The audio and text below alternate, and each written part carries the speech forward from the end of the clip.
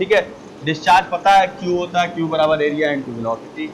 अब देखते हैं हमारे क्वेश्चन में गिवन क्या क्या है। तो इस क्वेश्चन में दिया है D1 दे रखा है 10 सेंटीमीटर, कह रहा है ना diameters of a pipe at rename करना पड़ता है। तो जैसे मेरा सिंपल कॉन्सेप्ट आपका रहता है कि आप सेक्शंस को मान लो 1 2 3 4 ऐसे मान के चलो।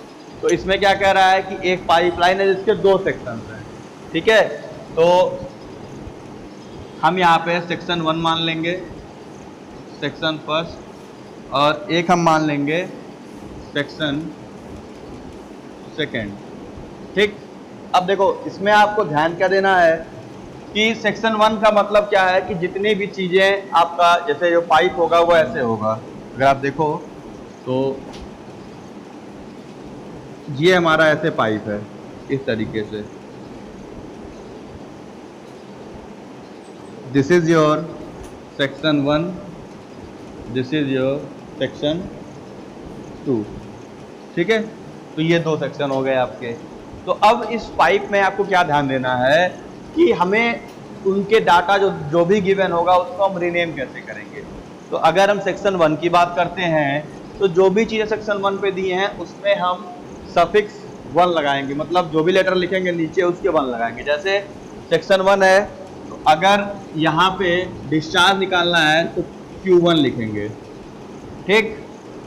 डायमीटर D1 से लिखेंगे, या तो कैपिटल D1 या स्मॉल d1 जो आप प्रेफर करते हो, ठीक है। और सिमिलरली एरिया A1 से, ठीक। और एरिया का फार्मूला क्या हो जाएगा π/4 d1 स्क्वायर। सिमिलरली वेलोसिटी के लिए v1 लिखोगे। इतना समझ में आया कि हम 1 और 2 क्यों मान रहे हैं, क्योंकि 2 सेक्शन दिया है और दोनों सेक्शन पे हमें डिफरेंशिएट करना है चीज़ें, कि भाई कंफ्यूजन ना रहे, ताकि आप इसमें ना कंफ्यूज रहो कि ये वेलोसिटी किस सेक्शन की है, ये वेलोसिटी किस सेक्शन की है, ठीक। सिमिलरली सेक्शन 2 के लिए क्या होगा, वही सारी चीज़ें होंगी। सेक्शन 2 का आप मान लो Q2 D2 और कैपिटल D लिखना है, स्मॉल d लिखना है, वो आपके ऊपर है। A2 यानी π/4 d2 स्क्वायर अगेन V2। ये सारी वैल्यूज हो गई हमारे पास, ठीक है। डिस्चार्ज पता है Q होता है, Q बराबर एरिया इनटू वेलोसिटी। अब देखते हैं हमारे क्वेश्चन में गिवन क्या क्या है। तो इस क्वेश्चन में दिया है D1 दे रखा है 10 सेंटीमीटर, कह रहा है ना diameters of a pipe at section 1 and 2 are 10 centimetre and 15 centimetre respectively. तो यानी सेक्शन 1 का डायमीटर होगा वो होगा आपका 10 सेंटीमीटर, यानी जो हमने यहाँ D1 निकाला है ये D1 कितना हो गया, ये आपका हो गया 10 सेंटीमीटर या 0.1 मीटर, ठीक है। वहीं अगर आप इसको कन्वर्ट कर लोगे स्टैंडर्ड में तो दिक्कत नहीं होगी, ठीक है। सेक्शन 2 का D2 कितना हो जाएगा, 15 दिया है, ठीक है। तो ये हो गया 15 सेंटीमीटर और 0.15 मीटर, ठीक। इसके बाद डिस्चार्ज निकालना है पाइप का। तो आपको ये पता है कि एक ही पाइपलाइन है, तो जो इसका Q1 होगा वही इसका Q2 होगा। भाई एक ही पाइप है, मान लो ये बॉटल है, ये पाइप है, यहाँ भी डायमीटर फिक्स है, यहाँ भी डायमीटर फिक्स है। तो मैं अगर यहाँ से पानी फ्लो कराता हूँ तो अगर मैं यहाँ से 1 लीटर पर सेकेंड पास कराऊंगा तो यहाँ भी 1 लीटर पर सेकेंड मिलेगा हमको, क्योंकि और कहीं तो जा नहीं रहा है। जितना डिस्चार्ज यहाँ से इंटर करेगा उतना डिस्चार्ज यहाँ से बाहर आ जाएगा। तो सिमिलरली यहाँ से जो Q1 होगा वो बराबर होगा Q2 के, ठीक। तो पहला तो क्वेश्चन ये है कि डिस्चार्ज निकालना है, तो हम कोई भी कंडीशन से Q निकाल लेते हैं। तो Q बराबर हमें पता है A1 B1 भी हो सकता है और A2 B2 भी हो सकता है, क्योंकि पाइपलाइन सेम ही है।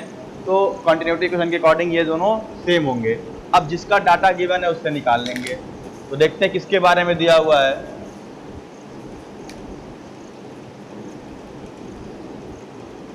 The velocity of water flowing through the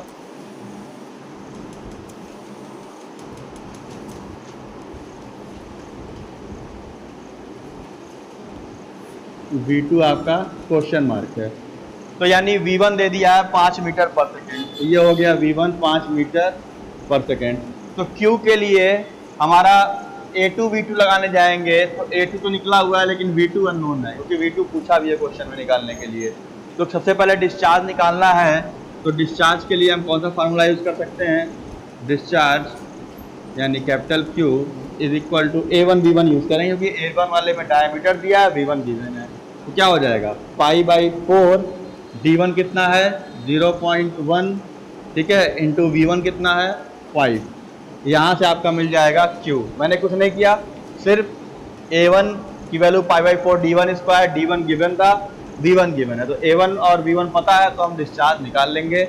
ये कैलकुलेट करोगे तो Q1 निकल के आ जाएगा आपका 0.03927, 0.03927 मीटर क्यूब पर सेकेंड, 0.03927 मीटर क्यूब पर सेकेंड, इतना डिस्चार्ज आपका हो गया।